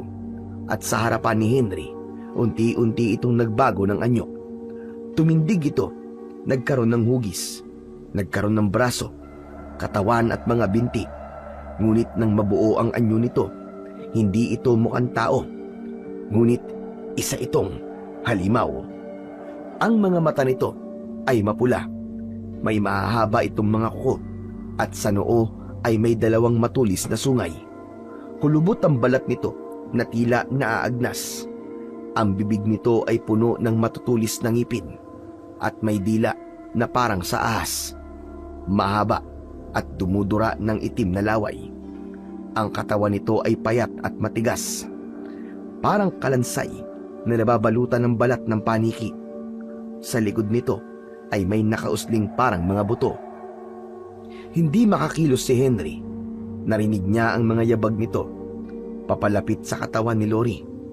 Inangat nito ang bangkay gamit lamang ang isang kamay. At pagkatapos ay winakwak nito ang tiyan ng babae. Bumulwak ang dugo at mga lamang loob. Nahulog sa sahig. Wag! Tumigil ka! Tigilan mo yan! Hayop ka! Tigilan mo yan! Ngunit hindi man lang siya tinignan ng halimaw. Nagpatuloy ito sa kanyang ginagawa. Binitiwan ito ang bangkay at saka kinain ang mga atay. Kinain ito sa kanyang harapan. Ninuya-nguya niya ito sa kanyang harapan. Ang dugo ay tumutulo pa sa baba nito. Pagkatapos nun, ay lumapit naman ito kay Anjo. Muli nitong pinunit ang dibdib nito. Tinanggal ang puso, kinagat at kinain. Tama na! Tama na! Pero hindi tumigil ang halimaw. At sa huling pagkakataon, lumingon ito sa kanya. Nagtagpo ang kanilang mga mata. Ngumiti ito, isang ngiting mapang-asar, malupit at tila gutom pa rin. Napalunok ng laway ang binata. Gumapang paatras. Wag! Wag! Wag ka lalapit! Wag ka lalapit! Wag! Henry! Henry, gumising ka! Henry! Pagmulat ng kanyang mga mata, nakita ni Henry si Capoldo. Nakaluhod sa tabi niya. Hawak siya sa balikat. Nanginginig siya at humihikbi. Lolo! Lolo, nakita ko sila. Patay silang lahat. Lahat sila, Lolo. Si Tita Lori, si Tito Adjo. Patay sila. Tulungan mo ako. Yung pagkamatay ni Bubot nakita ko, Lo. Natatakot ako. Baka magkatotoo. Patayin niya kami. May kakayahan kang makita ang kamatayan. Nakuha mo ang isa sa mga kakayahan ko. Ang makakita ng paparating na panganib. Halika, puntahan natin sila bago pa mahuli ang lahat. Tinulungan ng matanda na makabangon si Henry. Pero sandali, kailangan nating makakuha na sandata para magamit kung sakali man na may makaharap tayo kalaban. Kailangan maging handa tayo. Ano pong sandata? Kailangan natin ng apoy. Tumakbo ang matanda pabalik sa kanyang bahay at paglabas nito ay may bitbit na itong isang bagay. Tara na! Nang makarating sila malapit sa bahay ay bigla silang napatigil. May nangyayaring kaguluhan sa loob ng bahay. Lo, ano pong gagawin natin? Huwag kang maingay. Magmasid na muna tayo. Pero paano po sila? Kailangan natin maghintay. Hindi lahat ng laban ay nadadala sa gulatan, Henry. Kailangan natin magplano. Kailangan natin ng estratehiya para matalo kung sino man ang kalaban na nasa loob. Umikot sila sa labas ng bahay at sa likod sila dumaan. Umakyat sila sa puno ng mangga at sinikap na makalapit sa bintana at makapasok sa loob ng isang silid. Nang nasa itaas na sila, ay narinig nila na mas mataas na ang tensyon sa may sala ng bahay. Sumisigaw na si Lori. Anong nangyari? Bakit ganito? Bakit mo sila pinatay? Hindi! Hindi ko sila pinatay! Naaksidente sila! Hindi ko kasalanan! Sinungaling ka! Ano ngayon kung sinungaling ako? May magagawa ka ba? Sandali. Ano nangyayari sa'yo? Ba't nag-iiba ang mukha mo? Hindi! Hindi ikaw si Mang Miguelito! Dahan-dahan lumabas ng silid sina Capoldo at Henry. Marahan silang naglakad papunta sa may hagdan. Pagdating nila sa bungad ng hagdan sa itaas, nakita nilang nakahandusay doon ang asawa ni Lori. Maputla na at tiyak nilang wala na itong buhay. Napatakip sa bibig si Henry, nanginginig. Nang sumilip naman si Capoldo sa sala, nakita niya ang kanyang anak na si Lori na may hawak na isang kahon. Puno ito ng iba't ibang gamit ng pangkukulam. Mga manika, insekto sa loob ng mga garapon, at iba pang kakaibang bagay. Sinasabi ko na nga ba? Nang makita ko mga gamit mong ito, alam kong may mali na sa'yo, hayop ka. Mamamatay tao ka. Isa kang masamang mangkukulam. Anong kasalanan namin sa'yo? Bakit mo to ginawa? Bakit mo sila pinatay?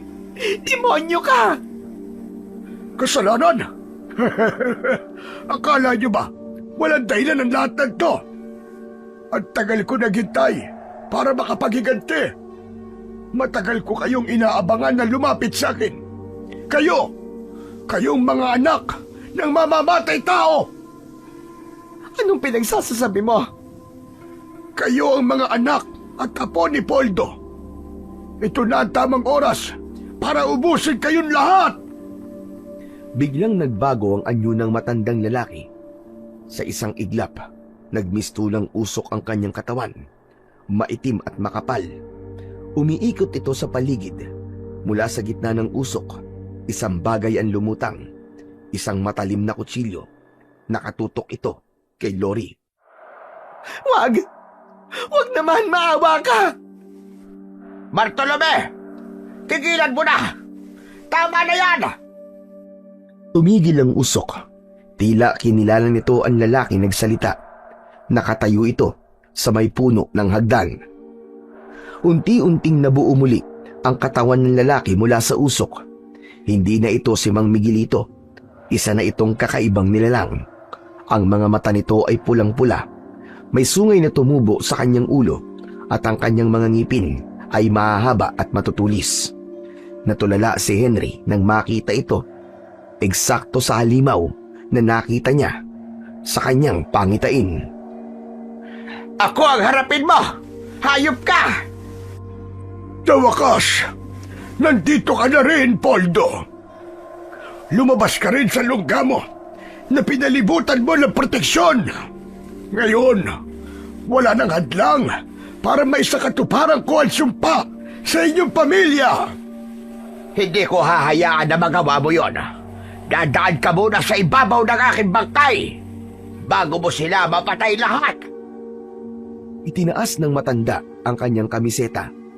Mabilis niyang tinanggal ang kanyang sinturon. Nang makalas na yun, ay isa pala itong latigo na gawa sa buntot ng pagi. Isang sandata na panlaban sa mga aswang. At sa palagay mo, natatakot ako dyan. Papatayin kita sa punan lahat ng kapamilya mo. Tama ka. May mamamatay dito. Pero hindi kami yon. Kung kamatayan ang gusto mo, ibibigay ko yun sa'yo! Tatay! Nilingon ni Capoldo ang kanyang anak. Tapos ay tinignan din si Anjo na nasa isang sulok. Nakatulala lang ito sa harap ng bangkay ng kanyang asawa. Walang emosyon ang kanyang muka. Pagkatapos nun, ay mabilis na kumilos si Capoldo. Nilapitan niya ang kalaban at tinamaan ng latigo ang braso ng aswang. Tumalsik ang kutsilyong hawak nito. Hindi niyo ako mapipigilan. Dugo ang kabayaran sa ginawa niyong pagpatay sa buong pamilya ko. Agad na iniharang ni Capoldo ang kanyang katawan sa harap ni Henry. Muling sumiklab ang labanan. Iwinasiwas niya ng sunod-sunod ang puntot ng pagi. Umatras ito sa sakit, pero hindi sapat para mapahina niya ang halimaw. Biyasa din ito sa pakikipaglaban. Tila pinaghandaan din ang muli nilang pagharap. Natamaan ng matutulis nitong kuko ang braso at binti ni Capoldo. Tumakbo si Lori sa kusina. Kinuha niya ang garapon ng asin. Mabilis niyang kinuha ito at saka bumalik. Lumayo ka sa amin! Lumayo ka! Halimaw ka! Sinabuyan niya ng asin ang halimaw. Parang napaso ito sa bawat butil na tumatama. Itigil mo yan! Itigil mo yan! Agad na sinamantala ni Capoldo ang pagkakataon. Umusal siya ng isang makapangyarihang orasyon. Biglang bumulagta ang halimaw sa sahig nang matapos ang kanyang dasal. Pagkatapos nun, muli siyang umusal ng isa pang orasyon. Mas malakas at mas makapangyarihan. Ginagawa niya ito habang hinahampas ng buntot ng pagi ang kanyang kalabang aswang. Henry, apo! Ngayon na! Tumango si Henry at dali-daling tumakbo sa itaas ng hagdan. Kinuha niya ang dala nilang galon ng gasolina. Pagbalik nila ay ibinigay niya ito sa kanyang lolo. Agad namang binuhusan ang buong katawan ng halimaw. Napuno ng amoy ang buong bahay. Ang hindi nyo naiintindihan, huwag niyo akong patayin. Parang awa mo na, Poldo! Parang awa mo na!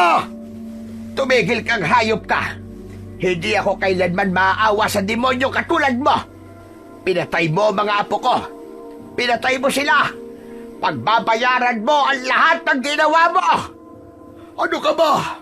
Pwede naman natin pag-usapan to. Quits na tayo! Tama na! Hindi nagpatinag si Capoldo. Kahit ilang beses pa na magmakaawa ang kalaban ay hindi niya ito pinakinggan. Nang wala nang makitang pag-asa ang aswang na mabibilog pa niya ang ulo ni Capoldo, nagsimula itong umusal ng panlabang orasyon. Ngunit hindi pa man natatapos ang dasal nito, sinindihan na ng matanda ang lighter at inihagis yun kay Bartolome. Hindi maaari ito! Nagsimula na itong masunog. Sumigaw ito ng malakas.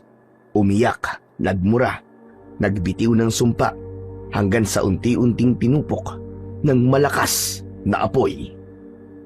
Tara na! Masusunog na ang bahay! Lori! Anjo! Dali, Anjo! Mabilis na nilapitan nila si Anjo at inalalayan hanggang sa makalabas ng bahay. Diretso sila malapit sa dagat.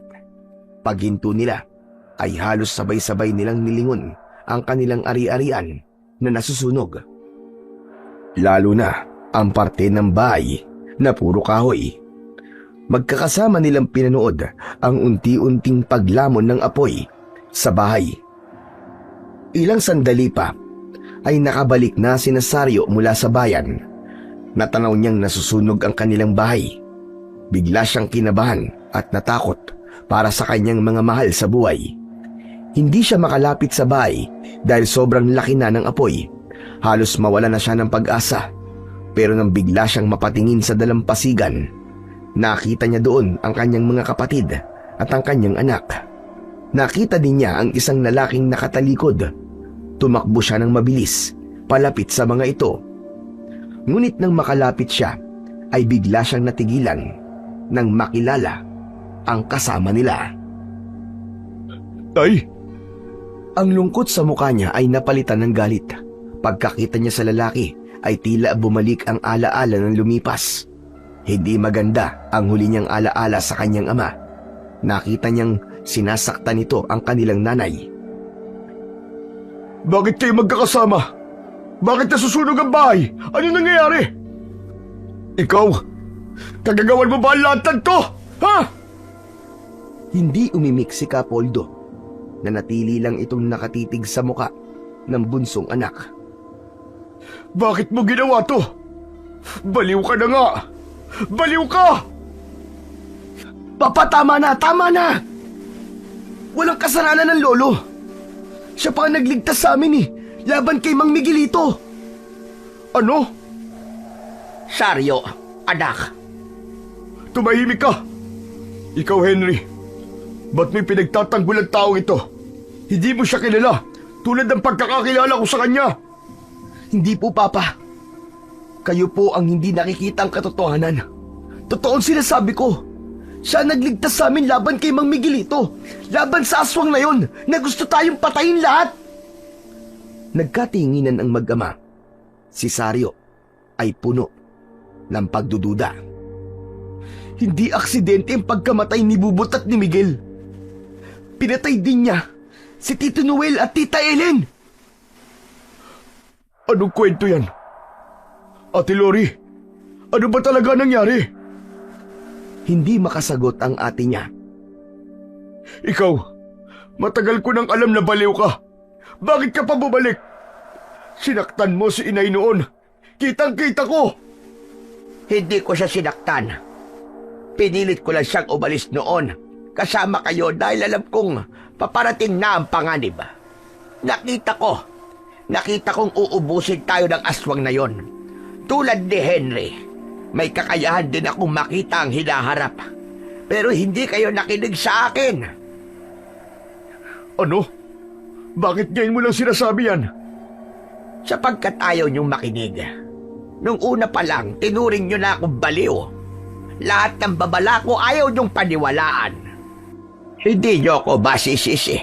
Pero ngayon na naranasan ninyo lahat at halos ikamatay ninyo, maniniwala na ba kayo sa akin? Natahimik si Sario. Dahan-dahang nawala ang galit sa mukha nito. Napatingin ito kay Lori, kay Anjo at kay Henry.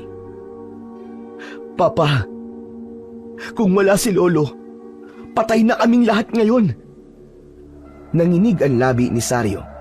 Unti-unting bumagsak ang kanyang balikat. Napaupo siya sa buhanginan. Umiyak at pagkatapos ay tumingin sa kanyang ama. Tay, patawad. Ngayon ko lang naintindihan ang lahat. Patawarin niyo ako. Lumapit si Capoldo. Inilagay ang kamay sa balikat ng anak. Hindi pa huli ang lahat, anak. Sabay-sabay silang napatingin muli sa bahay na halos abo na lang. Ang masamang alaala, anak, hindi natin kontrolado. Pero ang bukas, kaya nating baguhin. Tama po kayo. Kung magkakasama tayong lahat at nagmamahalan, kaya natin baguhin ang hinaharap. Makaraan ng ilang araw, matapos ang formal na pagsisiyasat ng mga otoridad at pagpoproseso ng mga dokumento, doon pa lang nakapagpasya ang pamilya na bumalik na sa Maynila. Sinabi nila sa mga pulis na aksidente ang sunog. Napapayag nila si Capoldo na sumama sa kanila sa lungsod. Matagal na siyang nawalay sa kanyang pamilya, kaya hindi niya na pinalampas ang pagkakataong muling makasama ang mga ito habang siya ay nabubuhay. Pagdating nila sa Maynila, ay agad na pinuntahan ni Sario si Mang Doming at doon niya nalaman na naaksidente ang matanda. Nakaburol pa ito doon. Sinabi ng asawa nito na pagkatapos silang maihatid ay hindi na ito nakauwi ng buhay. Wala silang mga narecover na gamit, maging ang kanyang telepono ay nawawala, kaya hindi agad nasabi sa kanila ang masamang balitang yon. Nalungkot si Sario sa kanyang nalaman. Alam niya sa puso niya na maaaring hindi aksidente ang nangyari dito. May hinala siya na may kinalaman din doon ang matandang aswang. Malungkot siya na nadamay din ito sa problema ng kanyang pamilya. Nagbigay siya ng tulong sa asawa ni Mang Doming. Samantala, mas naging malapit naman si Capoldo sa isa't isa. Ginabayan ng matanda ang kanyang apo upang magamit nito sa kabutihan ang regalong taglay nito. Ipinaunawa niya sa binata na hindi yun sumpa dahil layunin ng kakayahan niyang yun na maging tagapagbantay ng kanyang pamilya at ng mga taong mahal niya. Tinuruan niya ang apo kung paano nito matatanggap ang kakayahan niyang yun. Samantala si Lori at Anjo, bagamat pilit pa ring binubuo ang sarili matapos mawalan ng mga anak at asawa, ay nagsimula na rin silang maghilom.